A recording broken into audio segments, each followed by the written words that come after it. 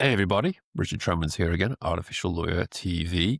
Today we have a special guest, Max, the founder, co-founder, CEO, at any rate, of Legora, someone I've met a couple of times but never really done a proper interview with. Hi Max, great to have you on the show. Hey, Richard. Really great to be on. I'm a frequent reader, so it's fantastic to be on the pod. Fantastic. Well, yeah, and I just thought for once we'd, have a proper detailed chat with you about a whole bunch of different Yeah. things. So this isn't a short blast. This is more of a sort of long form interview. So if you're watching this, get a cup of tea and a biscuit and sit down because we're really gonna explore Legora in detail. So let's start at the beginning. So you're from Sweden originally. How did Legora start? You woke up one morning and just went, I know, legal tech. Brilliant, let's do it. I mean, how did it come about? Because you're not a lawyer, are you, by background? I'm not a lawyer. I'm an engineer, and it's going to sound like the start of a great joke. So back in Mhm. 2020, there was a lawyer, physicist, and then my two co-founders, August and Sigge, who sort of ran into the early versions of the BERT model and the Mhm. GPT-1, GPT-2, and the lawyer had a summer job in the courts where he was tasked with summarizing court cases and finding similar court cases to the one that he had sort of gotten. And that was extremely manual. It took a lot of time and the results weren't very promising. And so they started exploring, how can we work with AI to solve these types of tasks? And it was really sort of in the very early days, pre LLMs. And what turned out was it was really hard to solve those challenges, especially in Swedish or sort of non-English languages. And so the project sort of got put on ice. And then fast forward to 2023, the T3.5 comes out.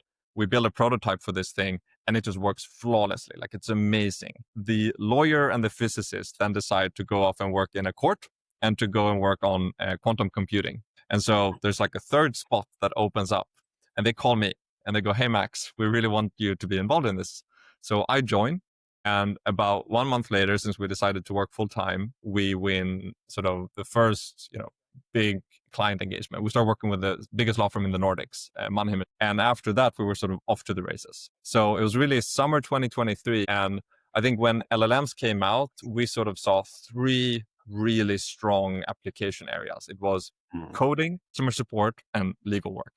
And since we had this background, having tried and failed a couple of times, we really wanted to go solve the problems in legal that nobody had solved before. I think the legal sector had also sort of maybe skipped a few previous generations of digitalization.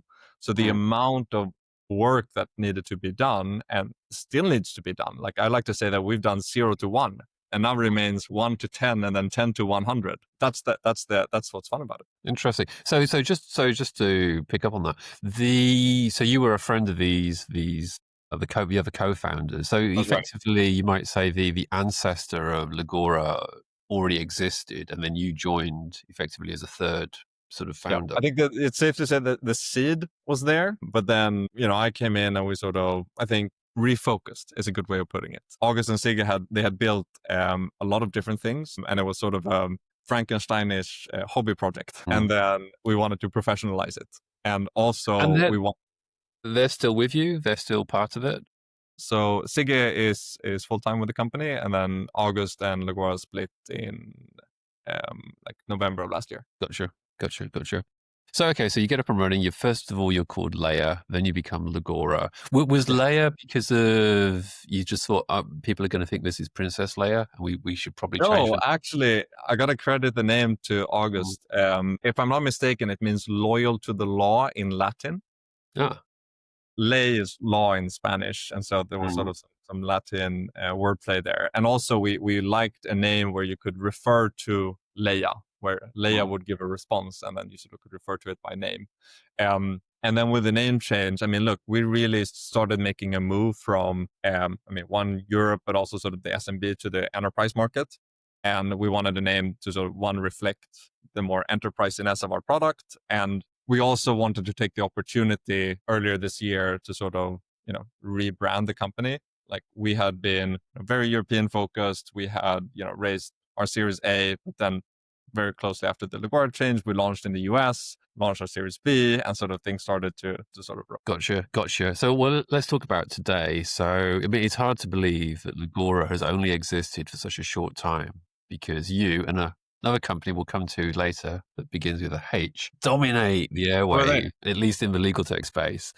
I mean, where are you? Where are you now? Where are you on funding? Where are you in terms of Yeah. numbers of people, Well, offices? I'm calling in from our London office, and I think to date we've raised $265 million, which sounds like a really big number. It is a really big number, but In as you legal said, tech, in legal tech, that is a lot of. Well, until very recently, a company that's only been around for 3 years, yeah, that would be an enormous amount.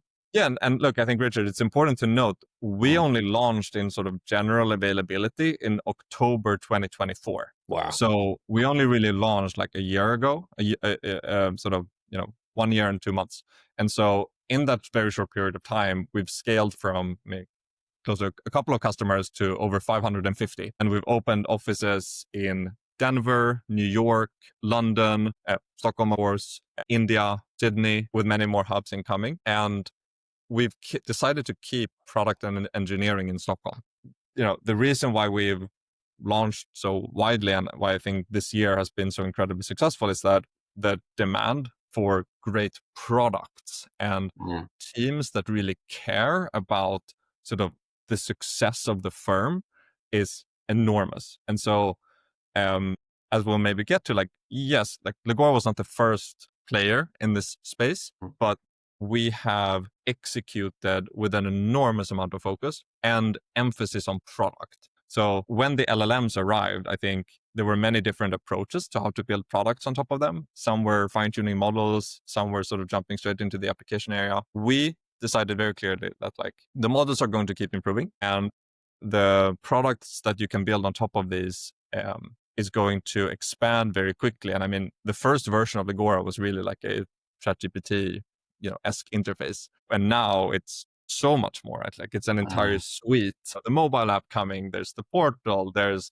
tabular review, there's the Word add-in, the Outlook add-in. There's so many things sort of getting bundled together. What's exciting for me is that this product roadmap is being created sort of as we go Mm. together with our clients, because AI is new to everyone. Mm. And yes, we're sort of super nerdy about it. And, we get to work with OpenAI, we get to work with Anthropic, we get to work with Google to see what's coming sort of, around the corner. Mm. It's our job to take the value of those models and the value of the frameworks and interpret them for the legal sector. Sort of Mm. how can we squeeze the most value out of this for our clients? Well, let's just come back to that in a second, but just on the spread of staff, it's interesting Yeah. that you're keeping your core engineering team in Stockholm, because obviously that's not a cheap location. The engineers there, well, probably not charging the same kind of salary rates that they are in Palo Alto. I don't know, but maybe they are these days. Why is that? Is that because you just wanted to keep that kind of cohesion?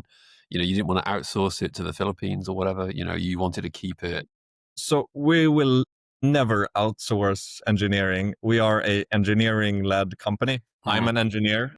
Mm. My two co-founders were engineers as well. The value that we build over time lives in the product and what people can achieve with the product. Sweden and Stockholm in particular, I think really sort of hits above his weight when it comes to building big tech companies. With Skype, we have Spotify, we have Klarna. So much Lovable. is lovable, right? Like I used Mm. to work with Anton actually. He Okay. hired me at his previous company.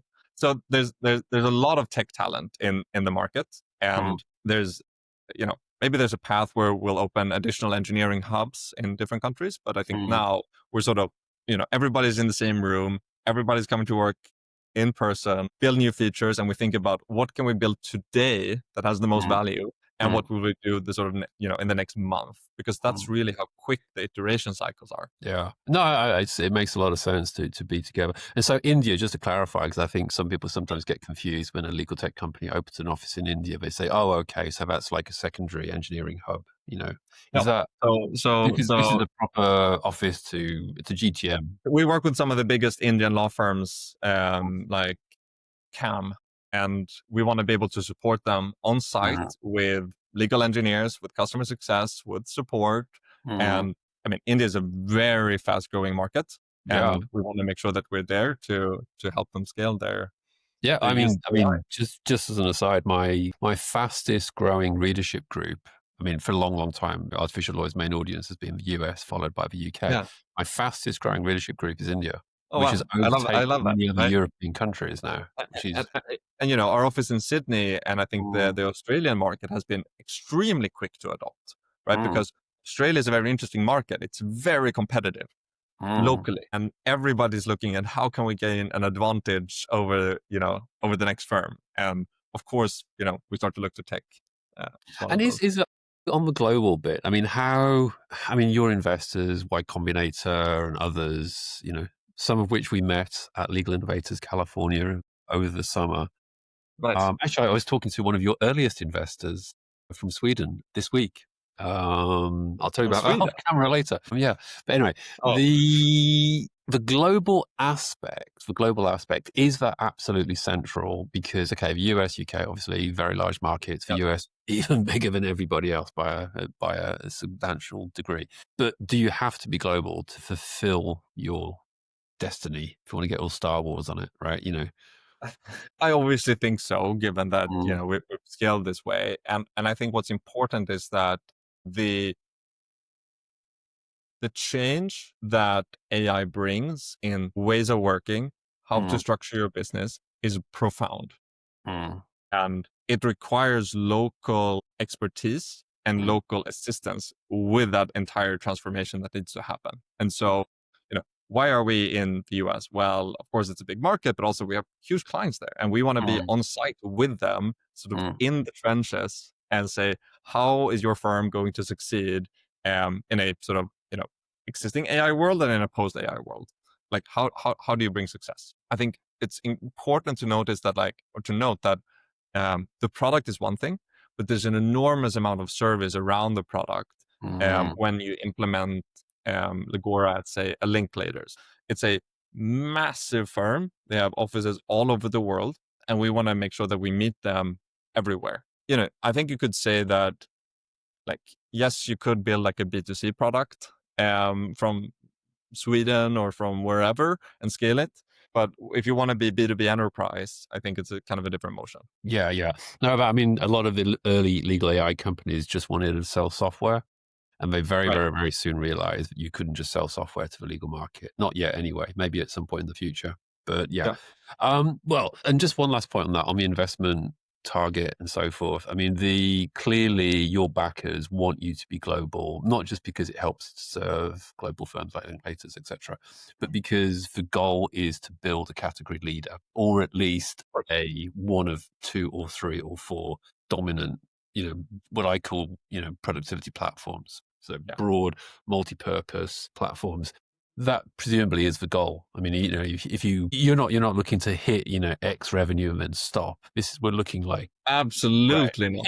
we're going Absolutely. we're going global on revenue.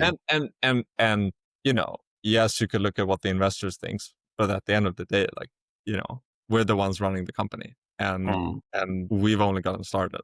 And yeah. as I said, it feels like we've done the 0 to 1. Like, a lot of the work we've done has been the foundational work to Mm. now continue building the next interesting thing.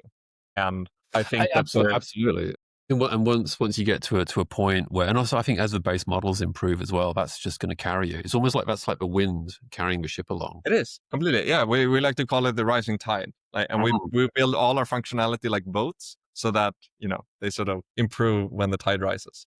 Well, let's talk about the products. Yeah. So the biggest thing that you've come out with recently is the portal. And that Yes. ties in with a lot of different people commenting similar, sometimes a little bit different, but all interrelated points around knowledge management, knowledge sharing. Yeah. Law firms have this knowledge, the clients have this knowledge. There's a gap between them. It's inefficient. How can we Yeah. tie the two together? And also just working. I mean, I think it's important to note we're not just thinking about collaboration or sort of how multiplayer would look like. Like, Mm, we built it, and mm, mm, we are. I think we have now gotten to a state as a company where we're setting the precedent, mm, which also happens to be the name of our event in New York. We're mm, setting the precedent of what are the new things that should exist in this product category. We are innovating. If you take the portal as an example, it was also born out of a real personal pain. When we've collaborated with our law firms on our fundraisers, we've worked in a 300 long email chain that's so long that it doesn't load on Gmail and the attachments are really hard to find. And how can that experience be as fluent, as smooth as something like Figma, where the designer and the reviewer or client can come onto the same platform and really collaborate in real time? It's awesome. And that has never happened in the legal world. And that's what we want to bring. And why did you choose that particular setup? So, as far as I understand, it's for clients who sign on to the law firm's Yeah, portal. that's right. That's right. So Why did you choose to go the that law way rather than the other way? Well, it actually works both ways, but Mhm. we're very much focused and sort of initially focused on the law firms. And the reason is we're getting a lot of inbound from in-house teams who are saying, "Hey, we heard our law firm is using X. We also want it, or we want to think, how should we think about deploying AI in our business?" And I think that's a real opportunity for the law firms to offer a white-labeled, firm-specific product to those Mhm. clients, and then go, "That's awesome that you also want to start using AI. By the way, we already have created these workflows, these templates, these playbooks that you can self-serve on." And the reasoning, Richard, is sort of like, if AI can complete a task, it will complete that task. And the law firms are sometimes scared of innovating because it might hinder their existing business model that's based on the amount of hours that you work. And Mhm. so we want to build the software, the vessel, the solution to that problem, so that they can retain that client relationship and deliver that work in a 2020. And that has never been done before. Well, I mean, I don't know. I mean, I suppose HiQ and others might disagree a little Yes, bit. but if you talk about HiQ, in my mind, like HiQ is it's more like static file sharing than it is, here's a process, here's a piece of here's a workflow, here's like a work product that you can leverage and self-serve on. And I think if you look generally in the legal tech industry, like what I think has happened pre-LLMs is a lot of the really exciting solutions were being built and then they got acquired. Mhm. And there was like a little bit of a lid that sort of, I wouldn't say hindered innovation, but kind of did. Yeah, no, I mean, no, it makes total sense. I mean, people could only operate within the bounds of their technological environment, and that prevented some very good ideas Right. going back as Sort far of as the being mid sort two of fully tens. developed, right? But I Yeah, think yeah. now we Totally. have the pleasure and the privilege of showing up and saying, we're going to be the most ambitious and we're going to be sort of laser focused. Like, I think it's the best time in history to be a lawyer, because never has this Mm. many sort of talented people been working on building delightful products that is going to make their lives much more fun. Well, let's just dig into this one briefly because got you here. So let's talk about it. I mean, it is the elephant in the room, particularly for the law firm. So the in-house teams, it's slightly different, although most of them obviously have come from big law. So Yeah, there's a sort of cultural sort of imprint, yeah, that has for sure. been sort of like engraved, tattooed into the back of their brains. So it's not a slam dunk that in-house lawyers will be radical disruptors. But on the law firm side, it's very interesting. Like at Legal Innovators in London, 3 days, every single person on stage was really, really using this technology now. Yeah. They weren't talking about it in a theoretical way. They weren't talking about, oh, yes, I redrafted an email Yeah. using Right. Right. or Harvey, whatever. Yeah. They were just like, no, this is really part of our work now. And that was fantastic. It was really great. And it was, for me, like I said in the piece I wrote afterwards, it was kind of like a big moment because after talking about this for a decade almost, now it's Mm. happening. Now we move on to the next bit, which is, okay, so part one over, wonderful. Part two, how do we actually transform the legal business model, right? And you've alluded to it a couple of times yourself, right? So we're going to bump into this business model. So you'll even have people inside law firms who are desperately wanting to really use AI as much as they can. They don't see it as a threat. They see it as a force Yeah. multiplier, improves their products, the clients love it, etc. But the business model that they're framed within Yeah. is just like, we're not built this way.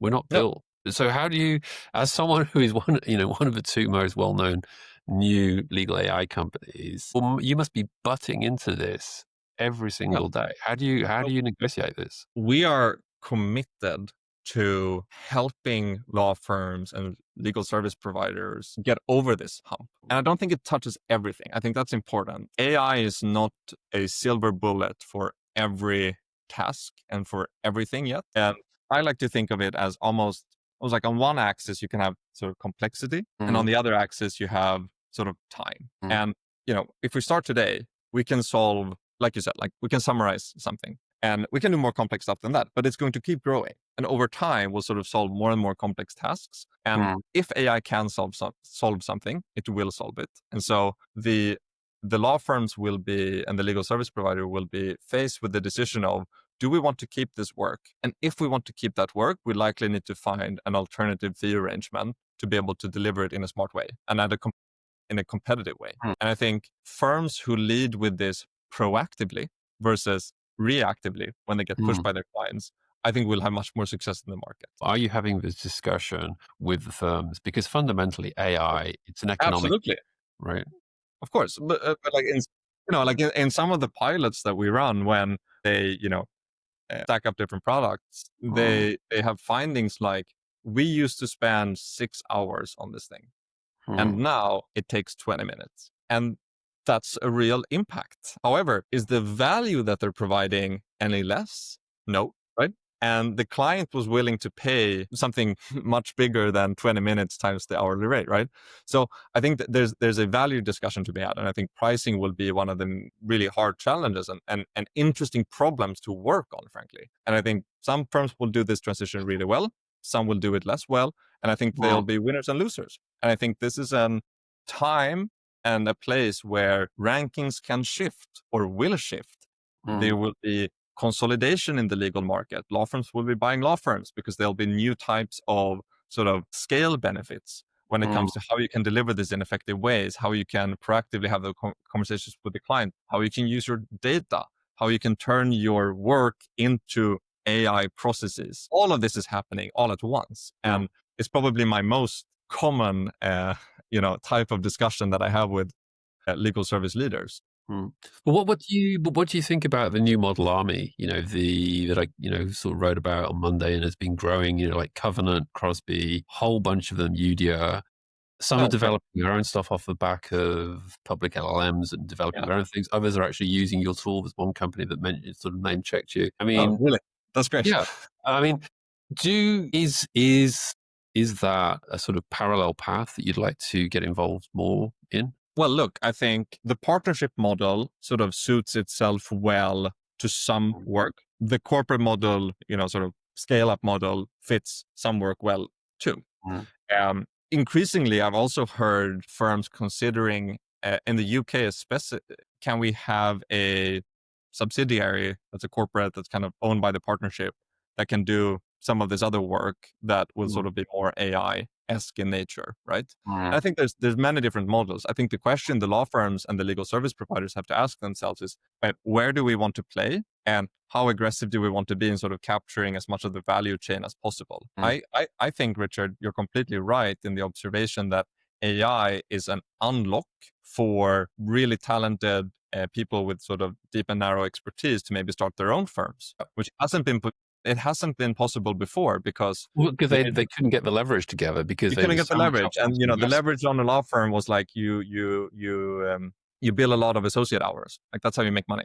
But I Yeah, also think generally, like, the partner hour is underbilled. yeah, totally. Like, when you need the partner for something that AI absolutely cannot do, and for something that nobody else in the firm really knows, it's worth a lot more than that sort of number they put on it. And today Totally. they discount that by charging for a lot of associate hours. But if that starts to get reshaped, I think you need to start rethinking how you bill out the really sort of top expertise. Yeah, no, totally, absolutely. And it always struck me. I remember one global law firm telling me, I said, "Oh, where's the value being created here?" And they said, "Well, it's in the top partners, their Mm, experience, proprietary knowledge, their knowledge of the clients themselves and so forth." yeah. And I said, "Okay, but that's actually not what you built, is it? You built hours, the junior lawyers who don't have any experience of the clients, who don't have huge proprietary knowledge themselves." Yeah. And they said, "Well, yeah, but it doesn't really matter because it all kind of works out."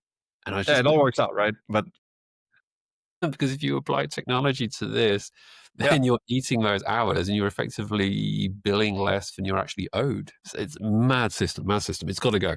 All right, moving on. Let's talk about you and Harvey, right? Because again, it's another elephant in the room. I don't think I've seen a situation, not since Lexis and Thomson Reuters, were sort of trying to carve up the market between them. And, obviously they've settled down to some degree into a steady state. You two are like the new wild kids on the block. It's just like, how, finding it out globally, right? I mean, how do you feel about that? I mean, does it help you? I mean, in some ways you could argue that every time Harvey does some marketing, indirectly they're helping you.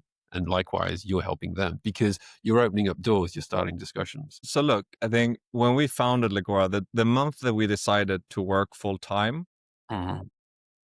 on this business was the same month that Case Text was acquired by Thomson Reuters. And I think Harvey announced their seed round. And people thought that we were delusional to start a legal tech company in Stockholm and be this ambitious. But I think what's happened over the past 2-3 years is that product lead and product taste really compounds. And it will never be about who has the biggest sales team or who has the biggest, sort of who can bang their chest the loudest. It's about, how do you deliver the most value to your customers and delight, their experience. So how can we be a great partner? Like that's what I wake up and focus on every single day.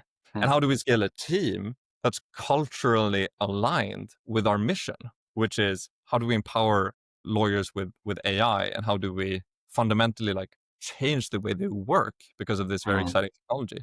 We've now scaled this year alone from 40. So we've scaled this year alone from 40 to well over 220. And next year we're set to more than double that. The sort of that's, yes, like, yeah, it's a busy market, like it's noisy, but if we bring talented, passionate, just like no assholes into the business and we focus all and channel all that energy into these, like, it's not that many talented people working on these problems actually. If you compare, the legal sector to like the coding sector, it's much fewer companies in our world. And so we all channel that energy into solving these problems. And we do that in a smart way. I'm certain that, Legora will be successful in the metrics that we care about. And I got asked this question actually, like, what would success at Legora mean to me personally? And it's gotten to the point where, like financial numbers and valuations is fun. Like that's great. And, we can high five all around the company when we do it.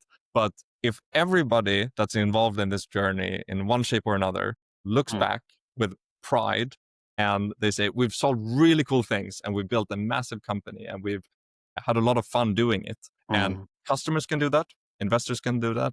Most importantly, like employees can do that. If all those things are true, then I will look back with pride and I will say, we've been successful. Yeah, no, I'm sure. Actually, can I just ask him, just to give us a hint, how much of the company do you still own personally? That's not a question that I'm going to be answering. I had to ask you. But I mean, as well. Let's just say an amount that allows me to keep control of the decisions that we take as a company. And I think that's very important, right? From a governance perspective. Well, because you are a figurehead. I mean, not all legal tech companies have figureheads. Some have like a board. It's quite diffuse. Yeah, like we have a board. It's founder led, the board still. So me and my co-founder, we have 3 seats and the investors have 2 seats in the current setup. And I think that's very important because we are not pressured to, like hit certain targets in a quarter and like jeopardize the business or jeopardize the mission. We're going to do this for a really long time. Yeah, and I want to do it with people who share the enthusiasm for where we want to go. And I think the investors that we have been very understanding of, let's give them capital, let's give them a great platform, but then let's let them run. They're doing a great job. Well, that's good to know. And also the clients will be very glad to hear that too, because, some of them may only have 1 or 2 year, long contracts with you, but for many of the people involved, they want to grow with you. They're not. Of course. And for me, it's very important that we have investors with a very long time horizon, right? They're not investors that are pushing us to sell or go public and to sell their stock.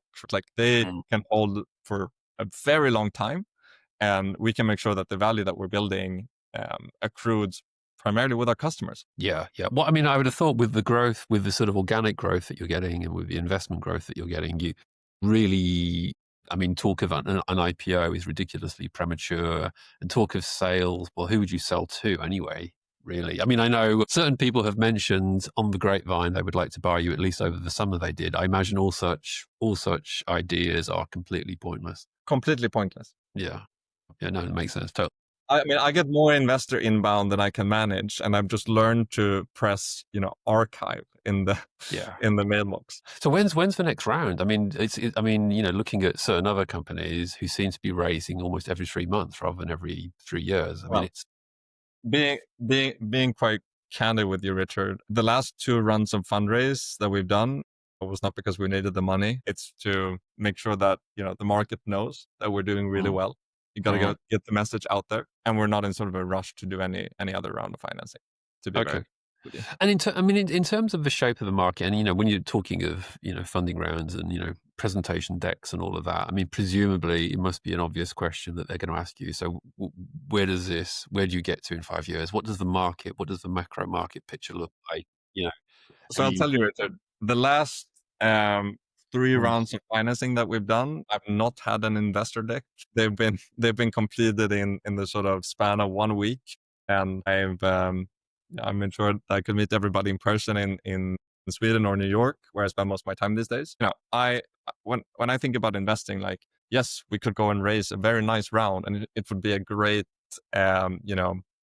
story, mm, or a great sort of poster ad. But at the end of the day, like, I want the product to yeah. speak for itself, and I want our customers to speak for our behalf. Mm, At some point, just raising another round of financing is just noisy. Like, why are you burning that much capital? You know what I mean? yeah. I think there's ways to build really sound businesses with cultures that are phenomenal. Mm, That you want to come in person, you want to pour your heart in, and you want to mm, sit up till 2 a.m. to fix that last feature before it goes to release. We actually had the entire team from Stockholm and the rest of the world watch our New York event, President, that we had a mm. couple of weeks ago. And it was really fun because they were watching, and somebody had vibe coded a betting platform. So they were betting on, what's going to be happening during Max's presentation. And somebody had made a big bet that there's going to be an error on the screen. And lo and behold, no errors. And they lost some fake money on that platform.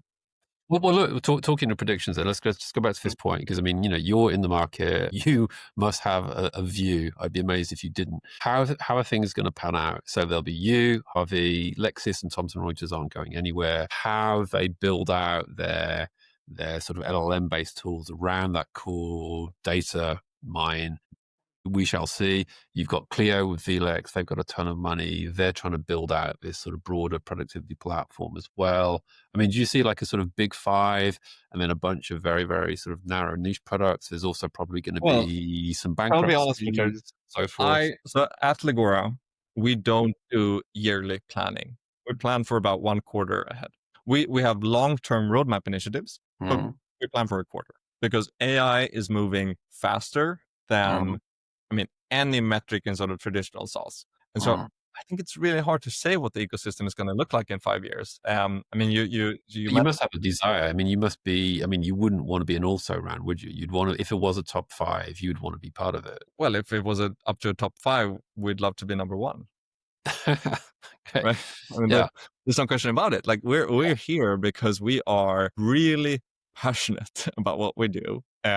We want to deliver the best product, we want to deliver the best value, and we want to build the greatest company. And we want to do that globally. Like, yes, we might have started in Europe, but our presence in the US, like, that's our sort of, that in UK. So That's going to fastest, be massive. the Yeah. fastest growing market by On, far. on that, how many big firms have you got now who are clients, big law firms in the US? Well, in total, we're up to something like 500 and north of 550. Yeah. Yeah, in the US, I mean, yeah, that's a very large part of that. It's our fastest growing market together with the UK. Okay. Interesting. Just the last couple of things. Another question, again, like you're at the forefront of this, and I get asked this question like every other day. Are LLMs plateauing out? Is improvement plateauing out? I've got So, my own view on that. What do you think? so here's my view. I think the models are at sort of this capability. I'm sure. Mhm. Are we doing the video? Will people see this? Yeah, they will. As long as you don't Great. put your hand too high. Yeah, Yeah. great. Well, so I think the models are at sort of, this capability. The products are at like this capability. And Mm, then the people are at an even lower capability. And mm, so I think there's still a lot of work to do for us and others in just taking the raw power of the models and figuring out how to best tame them and interpret them into mm, our product and into our vertical. So we're not yet running into constraints because there's so much left to build and there's so mm, many sort of scaffolding and techniques that you can use to get more juice out of the models. Of course, it would be great. Like, you just throw a prompt at GPT, like, write me a share purchase agreement, and you get the perfect output. But we're mm. not there. And it's likely, a very long time until we get there, which is good because that means we have a lot of, surrounding stuff to build around that task. But Well, then, well, I just wanted to bring that up. Like, I think mm, what sometimes gets overlooked, and mm, we've really sort of wanted to emphasize is the people aspect. So mm, just because the product can do amazing things, or just because the models can do amazing things, you need to get the people there. It's like riding a bike. It's like learning Excel. It's like a new way of working. And there's a tremendous amount of work and energy and time that needs to go in to how mm, to empower your teams to get the most out of AI. mm, And I've seen all kinds of different techniques being applied in sort of how to do this in a scalable way. And we've deployed a huge legal engineering team that only focus on this. yeah. And these are excellent lawyers coming from firms like Kirkland, Cooley, Baker, McKinsey, right? Bird and Bird. And they come in with the mindset that's like, I used to know how it was practicing in this practice area. And now with AI, we can totally reshape the way that work gets done. And we want Yeah. to help Well, figure you, that out. yeah, that kind of answered I mean, basically, you kind of indirectly answered the question, which was, particularly, I'm seeing more and more online people saying, "Hey, I've just built this using Gemini. Hey, look, it looks just Yep. like this or that company." But as other people have said, and I fully endorse it, that there's so much more than just being Yeah. able to just jump onto an LLM. And also, I mean, what I think sometimes can get overlooked is just the amount of enterprise features and Mm, products that's required to scale these systems to, multiple tens of thousands of users every mm, day. And, if everybody goes into tabular review and they throw in, 100,000 documents or 10,000 documents and start to query, like you start to run into scale. mm. And one of the advantages we have is we're very close with all the AI labs. So we also get to try the models, I mean, before they go public and things like that. So we can help them evaluate where it's working, where it's not working. And I think Fantastic. that's And just important for our clients to rely on us to do that. Yeah, no, no, no, totally, totally. And also, it's just the sheer issue of if a law firm effectively did everything sort of off a public LLM, obviously even through an enterprise license, the quantity of work they would have to put in and the product management investment across Right. multiple practices and tools within this environment that they were building would be gigantic. They'd literally have to build a Legora themselves, which Yeah. would I be mean, look, like, why do you buy software? Like, one of the reasons you buy software is because you want an opinionated solution. mm, You want a designer to have really thought about how to make usability and user experience the best for your type of users. mm, And also combine things like, what's happening with Legora is we're very quickly becoming this suite of a lot of different functionality that we can bundle together that gets ecosystem benefits. So because we have tabular review connected with the assistant, we can achieve X problem that wouldn't be possible if you had them as two separate systems. So mm, it's actually about bundling it all together and providing the mm, lawyer with a single user interface that can mm. do more and more things every single week. Yeah, and I think the point about everything has a designer is a very, very good point. So you Right. might think, "Hey, we're just using these vanilla models. We get what we want," but it won't be that simple because the people running those projects inside your firm, Yeah. your in-house team. And I'm seeing, every company in this industry start to copy some of the things we do. And I think that's Mm, great. Like mm, we want to be pushing the boundary of what's possible, what's the mm, next feature, what's the way that how should you solve the hourly business model as a law firm? Like what are these things? Like how should we build that out? And then the truth is when you're innovating, imitation is the sincerest form of flattery. And at the end of the day, competition just creates better solutions and it creates more hardened and enduring cultures and companies. And I'll just tell you, I think the team at Legora has never had more fun or more work than what we've had in this fourth quarter of 2025. Fantastic. Thanks, Max. Let's leave it there. It's a really nice note to leave it on. Thank you very much, and look forward to speaking to you in the future, as I'm sure Legora will keep on growing and growing globally. Thank you. Thank you so much, Richard. This has been lovely.